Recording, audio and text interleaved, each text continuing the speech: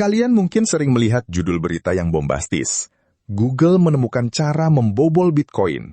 Atau, komputer kuantum akan membuat saldo kripto kalian menjadi nol. Berita ini biasanya muncul bersamaan dengan laporan dari raksasa teknologi. Salah satunya, riset terbaru yang dibahas Forbes mengenai percepatan supremasi kuantum. Tapi tunggu dulu, kita harus punya satu prinsip, bahwa nalar harus di atas narasi. Kita tidak akan terjebak dalam kepanikan massal. Kita akan membedah apa yang sebenarnya terjadi di dalam laboratorium Google. Bagaimana cara kerja algoritma yang digadang-gadang jadi pembunuh blockchain ini, dan yang paling penting, seberapa dekat kita dengan realitas tersebut? Apakah ini kiamat yang sudah di depan mata, atau hanya sekedar gertakan teknologi? Sebelum kita bicara soal serangan, kita harus paham apa yang diserang. Bitcoin tidak dijaga oleh tentara, melainkan oleh matematika. Bitcoin menggunakan algoritma bernama ECDSA, Elliptic Curve Digital Signature Algorithm. Bayangkan ini sebagai gembok digital yang luar biasa rumit. Untuk membuka gembok ini secara paksa, brute force, menggunakan komputer super tercanggih saat ini, diperlukan waktu yang lebih lama dari usia alam semesta kita. Secara matematis, Bitcoin itu aman karena keterbatasan kecepatan hitung komputer klasik. Komputer klasik bekerja dengan bits, antara 0 atau 1. Ia seperti orang yang mencari jalan keluar di dalam labirin dengan mencoba satu lorong, mentok, balik lagi, lalu mencoba lorong lainnya. Sangat lambat. Inilah yang membuat kita merasa aman selama dekade terakhir. Lalu, masuklah Google dengan prosesor kuantumnya, seperti Sycamore. Komputer kuantum tidak menggunakan bits, melainkan qubits. Perbedaannya bukan cuma soal kecepatan, tapi soal cara kerja dasar alam semesta. Melalui fenomena superposisi, sebuah qubit bisa menjadi 0 dan 1 secara bersamaan. Jika komputer klasik masuk ke labirin satu persatu, komputer kuantum membelah diri dan melewati seluruh lorong labirin di saat yang bersamaan. Inilah yang memicu kekhawatiran. Ada sebuah algoritma bernama algoritma Shor yang secara teoritis bisa memfaktorkan angka besar, dasar dari keamanan Bitcoin, dalam hitungan menit. Jika komputer kuantum yang cukup kuat berhasil dibangun, benteng matematika Bitcoin bukan lagi sebuah labirin, tapi sebuah lapangan terbuka yang rata. Sekarang, kita masuk ke bagian paling penting, objektivitas. Apakah Google sudah berhasil membobol Bitcoin di lab mereka? Jawabannya, belum sama sekali. Laporan riset yang beredar, termasuk yang dikutip Forbes, sebenarnya adalah tentang koreksi kesalahan atau error correction dan skalabilitas. Komputer kuantum saat ini masih sangat berisik atau noisy. Sedikit perubahan suhu atau getaran bisa merusak perhitungan. Terus, berapa banyak kekuatan yang dibutuhkan untuk membobol Bitcoin? Para peneliti memperkirakan kita butuh sekitar 10 hingga 317 juta qubits fisik untuk memecahkan kunci ECDSA Bitcoin dalam waktu 24 jam. Dan berapa banyak yang dimiliki Google sekarang?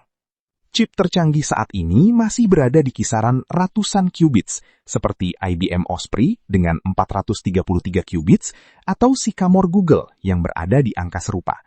Ada jarak jutaan kali lipat antara apa yang ada di lab sekarang dengan apa yang dibutuhkan untuk menjadi ancaman nyata.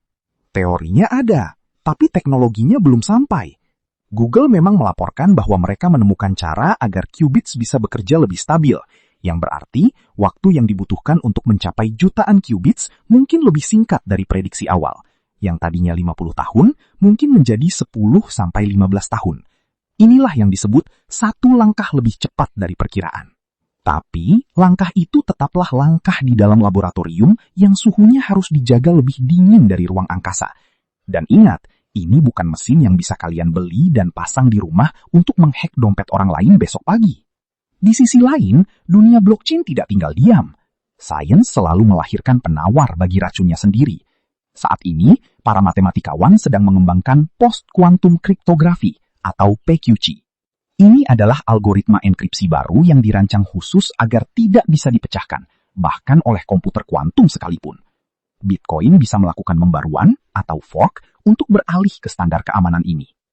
Artinya, ini adalah balapan. Balapan antara seberapa cepat Google membangun komputer kuantum jutaan qubits dan seberapa cepat komunitas Bitcoin memperbarui benteng mereka. Sejarah membuktikan, setiap kali ada teknologi baru yang mengancam keamanan data, pertahanan digital kita selalu berevolusi lebih dulu. Pertanyaannya, Kenapa Google dan media terus melempar isu ini? Setidaknya ada 3 poin. Pertama, pendanaan riset. Google perlu menunjukkan bahwa riset kuantum mereka adalah masa depan agar investor terus mengucurkan dana. Kedua, standarisasi. Pemerintah dunia, seperti NIST di Amerika, ingin industri segera pindah ke standar baru sebelum ancaman itu benar-benar ada. Ketiga, tentu saja klik dan sensasi. Kata Bitcoin dan kiamat adalah kombinasi terbaik untuk mendapatkan klik. Kita harus melihat ini sebagai progress science, bukan sebagai horor teknologi. Google tidak sedang menyerang Bitcoin. Mereka sedang mendorong batas kemampuan manusia dalam memproses informasi. Jadi, apakah Bitcoin akan hancur? Tidak dalam waktu dekat. Apakah teknologi kuantum itu nyata? Sangat nyata. Pelajaran besarnya adalah sains bersifat dinamis. Apa yang kita anggap absolut hari ini bisa menjadi relatif besok. Keamanan Bitcoin tidak terletak pada kodenya yang statis, tapi pada komunitasnya yang terus beradaptasi. Jangan menelan mentah-mentah berita kiamat teknologi. Selalu tanyakan, berapa banyak qubits yang sudah stabil? Apakah sudah ada uji coba lab pada algoritma SHA-256? Selama jawabannya masih dalam tahap simulasi, saldo kalian masih aman. Nah, bagaimana menurut kalian? Tulis di komentar.